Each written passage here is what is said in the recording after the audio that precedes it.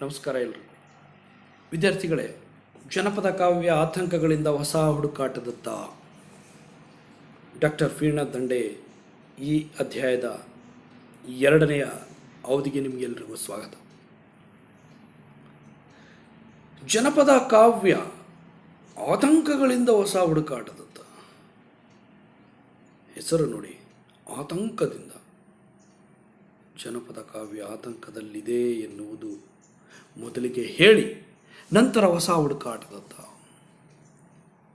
ಹೋಗುವಂತಹ ಪ್ರಯತ್ನವನ್ನು ಈ ಅಧ್ಯಾಯದಲ್ಲಿ ಮಾಡಲಾಗಿದೆ. ನೀವಾಗಲೇ ಹಿಂದಿನ ತರಗತಿಯಲ್ಲಿ ತಿಳ್ಕೊಂಡಿದ್ದೀರಿ ಜನಪದ ಕಾವ್ಯಕ್ಕೆ ಇರತಕ್ಕಂಥ ಆತಂಕಗಳೇನು. ಮೊದಲನೆಯದಾಗಿ ಜನಪದ ಕಾವ್ಯವನ್ನು ಹೊಗಳಿ ಅಟ್ಟಕ್ಕೇರಿಸ್ಬಿಡೋದು, ಅದು ಆತಂಕಕಾರಿಯಾದದ್ದು. ಎರಡನೆಯದು ಜನಪದ ಕಾವ್ಯವನ್ನು ತುಚ್ಛ ಕಾವ್ಯ, ನೀಚ ಕಾವ್ಯ, ಕೆಳಮಟ್ಟದ ಕಾವ್ಯ ಅಂಥೇಳಿ ತೆಗಳಿ ಪಾತಾಳಕ್ಕೆ ತೊಳೆದು ಬಿಡೋದು. ಇವೆರಡೂ ಕೂಡ ಅಪಾಯಕಾರಿ ಮತ್ತು ಆತಂಕಕಾರಿ ಅಂಥೇಳಿ ಡಾಕ್ಟರ್ ಶ್ರೀನಾಥ್ ದಂಡೆಯವರು ಅಭಿಪ್ರಾಯವನ್ನು ಪಡ್ತಾರೆ. ಈ ಮೊದಲನೇ ವರ್ಗಕ್ಕೆ, ಹೊಗಳಿ ಅಟ್ಟಕ್ಕೇರಿಸುವ ವರ್ಗಕ್ಕೆ ಶ್ರೀ ವಿಜಯ ಆದ್ಯ ಪ್ರವರ್ತಕನಾದರೆ, ಎರಡನೇ ವರ್ಗಕ್ಕೆ ಅದನ್ನು ನೀಚ ಕಾವ್ಯ, ಕೆಳಮಟ್ಟದ ಕಾವ್ಯ ಅಂಥೇಳಿ ತುಳಿದು ಪಾತಾಳಕ್ಕೆ ಕಳಿಸುವಂತಹ ಈ ಎರಡನೇ ವರ್ಗ ಇದೆಯಲ್ಲ, ಅದಕ್ಕೆ ಪ್ರವರ್ತಕ ಅಂದರೆ 14ನೇ ಶತಮಾನದ ಮಧುರ ಕವಿ. ಈಗ ನಾವು ಮುಂದುವರೆದು ಈ ಅಧ್ಯಾಯದ ಬಗ್ಗೆ ತಿಳಿದುಕೊಳ್ಳುವಂತಹ ಪ್ರಯತ್ನವನ್ನು ಮಾಡೋಣ. ಜನಪದ ಕಾವ್ಯ ಕೆಲವು ಗಂಭೀರವಾದ ಪರಿಮಿತಿಗಳನ್ನು ಉಳ್ಳದ್ದು. ಶ್ರೇಷ್ಠ ಕಾವ್ಯಕ್ಕೆ ಅನ್ವಯಿಸುವಂತಹ ಮಾನದಂಡಗಳಿಂದ ಅದನ್ನು ಅಳೆದು ನೋಡಿದಾಗ ಹಲವು ರೀತಿಯಲ್ಲಿ ಅದು ನಿರೀಕ್ಷಿತ ಮಟ್ಟಕ್ಕೆ ಬರುವುದಿಲ್ಲ ಎನ್ನುವ ಮಾತು ಅಜ್ಞಾನದ ಮಾತು.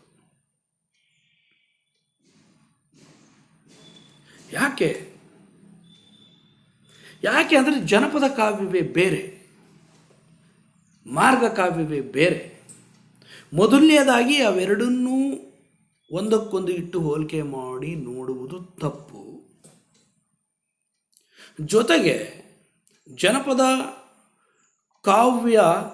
ಕಾವ್ಯಕ್ಕೆ ಇರುವಂತಹ ಅಘನತೆ ಮಾರ್ಗಕಾವ್ಯಕ್ಕೂ ಇಲ್ಲ. ಮಾರ್ಗಕಾವ್ಯಗಳು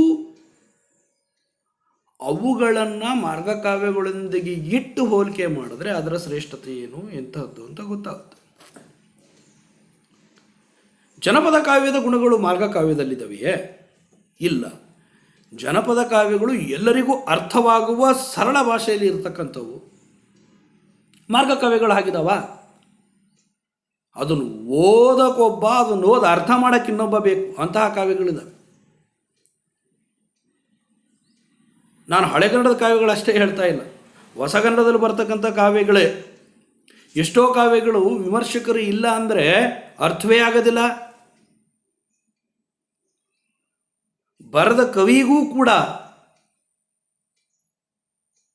ತಾನು ಬರೆದ ಕಾವ್ಯ ಹೀಗೆ ಅಂತ ಹೇಳೋದಕ್ಕಾಗೋದಿಲ್ಲ. ಅದು ಜನಪದಗಳಿಗೆ ಹೋಲಿಸ್ಕೊಂಡಾಗ ಅದನ್ನು ಡಿಮೆರಿಟ್ ಅಂತಾನೆ ನೋಡಬೇಕಾಗುತ್ತೆ.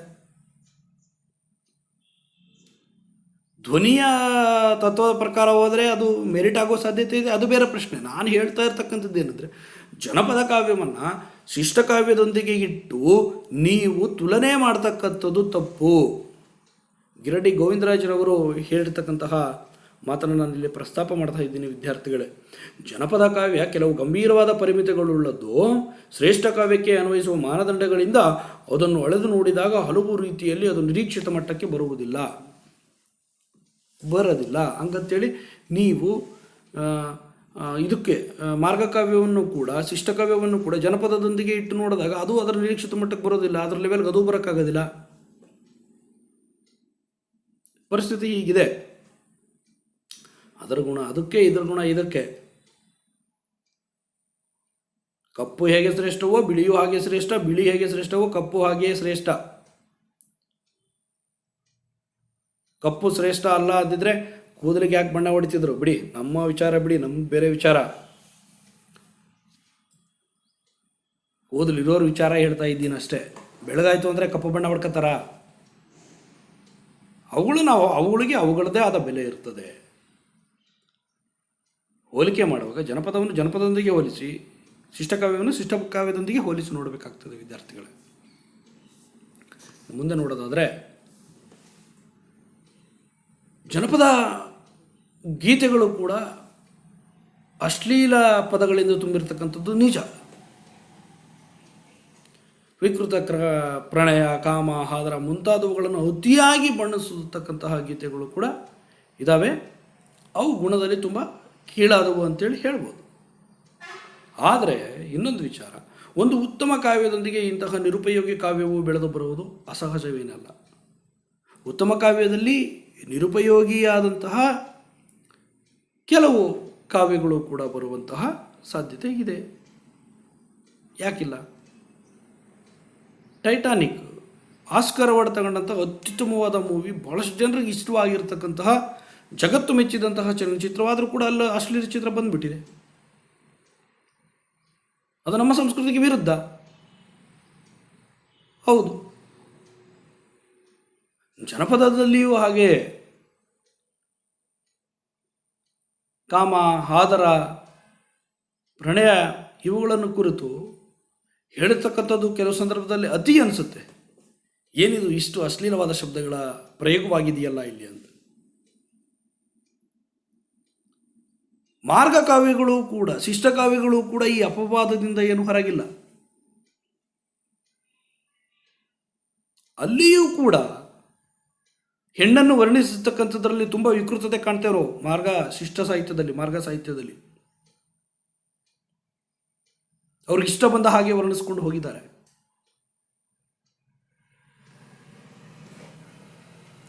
ಪಂಪನಲ್ಲಿಯೇ ಕಾಣ್ತೇವೆ ಇದನ್ನು, ಆದಿಕವಿ ಪಂಪನಲ್ಲಿಯೇ ಕಾಣ್ತೇವೆ. ಹೀಗಿರುವಾಗ ಜನಪದ ಕಾವ್ಯವನ್ನು ಅದೊಂದೇ ಕಾರಣಕ್ಕೆ ತೆಗಳತಕ್ಕಂಥದ್ದು ಸರಿಯಲ್ಲ. ಒಪ್ಕೊಳ್ಳೋಣ ಅಲ್ಲಿರೋದು, ಹಂಗಂತ ಅದನ್ನು ಹೊಗಳಟ್ಟಕ್ಕೇರಿಸೋದು ಬೇಡ. ಇದನ್ನೇ ಹೇಳ್ತಿರೋದು ಅಪಾಯಕಾರಿ. ಹೊಗಳೋದು ಮತ್ತು ತೆಗಳೋದು ಎರಡೂ ಅಪಾಯಕಾರಿ. ಇರೋದನ್ನು ಒಪ್ಕೊಳ್ಳೋಣ. ಹೌದು, ಅಲ್ಲಿ ಅದು ತುಂಬ ಕೆಟ್ಟದಾಗಿ ಆ ಪದಗಳ ಬಳಕೆಯೆಲ್ಲ ಆಗಿದೆ, ಹೆಚ್ಚು ಪ್ರಣಯ, ಕಾಮ, ಹಾದರ ಇವುಗಳನ್ನು ಬಣ್ಣಿಸಿದ್ದಾರೆ ಅನ್ನುವಂಥದ್ದು ನಿಜ. ಪೂರ್ತಿ ಜನಪದ ಕಾವ್ಯವನ್ನೇ ಅದಕ್ಕೆ ಆರೋಪಿಸಿ ಹೇಳ್ತಕ್ಕಂಥದ್ದು ಅಪರಾಧ. ಅದನ್ನು ನಾವು ನೆನ್ಪಿಟ್ಕೊಳ್ಬೇಕಾಗುತ್ತೆ ವಿದ್ಯಾರ್ಥಿಗಳೇ. ಇನ್ನು ಮುಂದೆ ನೋಡೋಣ. ಜನಪದ ಸಾಹಿತ್ಯದಲ್ಲಿ ನಮ್ಮ ಹೃದಯ ಶ್ರೀಮಂತಿಕೆಯನ್ನು ತುಂಬುವ ಉತ್ತಮ ಕಾವ್ಯಗಳು ಹೇರಳವಾಗಿ ಸೃಷ್ಟಿಗೊಂಡಿವೆ. ಭಾಳಷ್ಟು ಉತ್ತಮ ಕಾವ್ಯಗಳು ಜನಪದದಲ್ಲಿದ್ದಾವೆ. ಎಂತೆಂತಹ ನೀತಿಕತೆಗಳಿದ್ದಾವೆ. ಜನಪದ ಮಹಾಭಾರತ, ಜನಪದ ರಾಮಾಯಣವೇ ಇದೆ. ನಮ್ಮ ತಾತ ಹೇಳಿದ ಜನಪದ ಮಹಾಭಾರತ ನನ್ನ ಕಣ್ಣಲ್ಲಿ ಕಟ್ಟಿದ ಹಾಗಿದೆ. ಈಗಲೂ ಕೂಡ ನನಗೆ ಎಷ್ಟು ಭಾರತಗಳನ್ನು ಓದಿದ್ರು ನಮ್ಮ ತಾತ ಹೇಳ್ಕೊಟ್ಟ ಜನಪದ ಮಹಾಭಾರತದ ಕಥೆಯೇ ನೆನಪು ಬರುತ್ತೆ. ಅದಕ್ಕೂ ಈ ಶಿಷ್ಟಕಾವ್ಯಕ್ಕೂ ಎಷ್ಟೊಂದು ವ್ಯತ್ಯಾಸ ಇದೆ. ತ್ಯಾಗಕ್ಕೆ ಜೀಮುತ ವಾಹನನ ಕಥೆ ಇದೆ. ತ್ಯಾಗ, ಬಲಿದಾನ, ಪ್ರಾಣಕ್ಕೆ ಬೆಲೆ ಕೊಡದೇ ಇರತಕ್ಕಂಥದ್ದು, ಅದನ್ನು ಮುಂದಿನ ಅಧ್ಯಾಯದಲ್ಲಿ ನೋಡ್ತೀವಿ ನಾವು.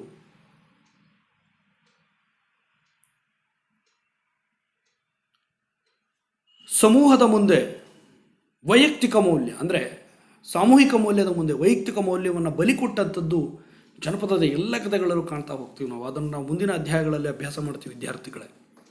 ಇಲ್ಲಿ ವೈಯಕ್ತಿಕ ಜೀವನ, ವೈಯಕ್ತಿಕ ಮೌಲ್ಯವನ್ನು ಬಲಿ ಕೊಟ್ಟಿದ್ದಾರೆ ಎಲ್ಲ ಜನಪದದಲ್ಲೂ. ನೀವು ತಗೊಂಡ್ರೆ ಹಾಗೆ ಕೆರೆಗೆ ಹಾರದಲ್ಲಿ ನೋಡಿ, ಕೆರೆಗೋಸ್ಕರ ತಾನು ತನ್ನ ಪ್ರಾಣವನ್ನೇ ಅರ್ಪಿಸ್ತಾಳೆ. ಹೀಗೆ ಜನಪದದಲ್ಲಿ ತುಂಬ ನೀತಿಯ ಕಥೆಗಳಿದ್ದಾವೆ. ನಮ್ಮ ಹೃದಯವನ್ನು ಶ್ರೀಮಂತಗೊಳಿಸುವಂತಹ ಹಾಡುಗಳು, ಕಥೆಗಳನ್ನು ನಾವು ಜನಪದದಲ್ಲಿ ಕಾಣ್ತೀವಿ. ಯಾಕೆ ಅಂದರೆ ಇದು ಜನಪದ ಜನರ ಬದುಕಿನಿಂದ ಹುಟ್ಟಿದ್ದು. ನಿಜವಾಗ್ಲೂ ಮಣ್ಣಿನ ವಾಸನೆ ಇರುವಂತಹ ಕಾವ್ಯ ಯಾವುದು ಅಂದರೆ ಅದು ಜನಪದ ಕಾವ್ಯ. ಸಹಜವಾಗಿ ಬೆಳೆದಂಥದ್ದು. ಜೇಸಸ್ ಹೇಳ್ತಾರಲ್ಲ, ಕುಂಡದೊಳಗಣ ಗಿಡಕ್ಕೇನು ಗೊತ್ತುಂಟು, ತಾಯ್ನೆಲದ ಜಲದ ಜೀವಂತ ಪ್ರಜ್ಞೆ. ಹಾಗೆ ಮಾರ್ಗ ಕಾವ್ಯ ನನ್ನ ಪ್ರಕಾರ ಈಗ ಮಾರ್ಗ ಕಾವ್ಯ ಅಂದರೆ ಕುಂಡದೊಳಗಿನ ಗಿಡ. ಜನಪದ ಕಾವ್ಯ ಅಂದರೆ ಏನು? ಅದು ಸ್ವತಂತ್ರವಾಗಿ ಭೂಮಿಯ ಮೇಲೆ ಆಳಕ್ಕೆ ಬೇರು ಬಿಟ್ಟು, ತಳಕ್ಕೆ ಬೇರು ಬಿಟ್ಟು ಭೂಮಿಯ ಮೇಲೆ ಬೆಳೆದು ಫಲ ಕೊಡುವಂತಹ ಸಸಿಗಳು, ಮರಗಳು.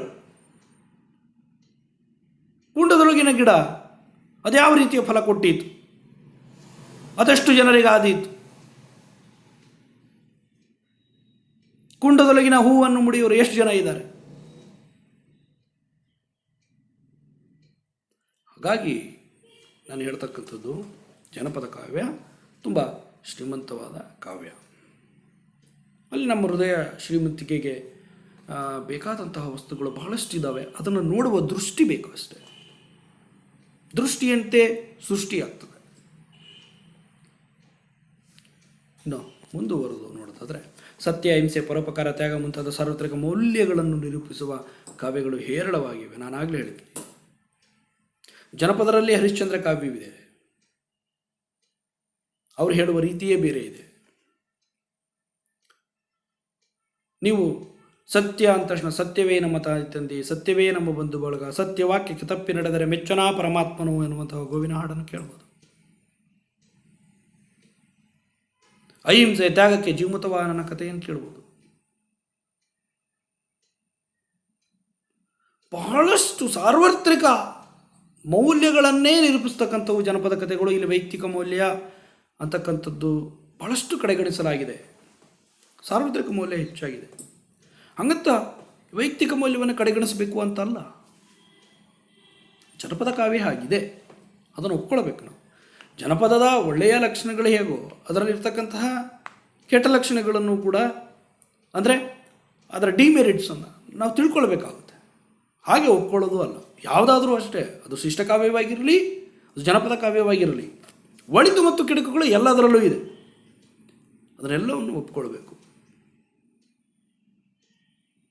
ಇನ್ನು ಮುಂದಿನ ಅಧ್ಯಾಯದಲ್ಲಿ ನಾವು ಈ ಆತಂಕಗಳಿಂದ ನಾವು ಹೇಗೆ ದೂರ ಬರಬೇಕು, ಹೊಸ ಹುಡುಕಾಟಕ್ಕೆ ಹೇಗೆ ಹೋಗಬೇಕು ಅನ್ನೋದನ್ನು ನಾವು ಮುಂದಿನ ಅಧ್ಯಾಯದಲ್ಲಿ ತಿಳ್ಕೊಳ್ಳೋಣ. ವಿದ್ಯಾರ್ಥಿಗಳೇ, ನಿಮಗೆ ಆಕಾರ ಕೃತಗಳು ಜನಪದ ಕಾವ್ಯಾಂಶ ಡಾಕ್ಟರ್ ವೀರಣ್ಣ ದಂಡೆ ಓದಿ, ಅಲ್ಲಿರುವ ಎಲ್ಲ ಅಧ್ಯಾಯಗಳನ್ನು ಓದಿ ವಿದ್ಯಾರ್ಥಿಗಳೇ ಕೊಂಡುಕೊಳ್ಳಿ. ಬಹಳ ಉತ್ತಮವಾದ ಪುಸ್ತಕ.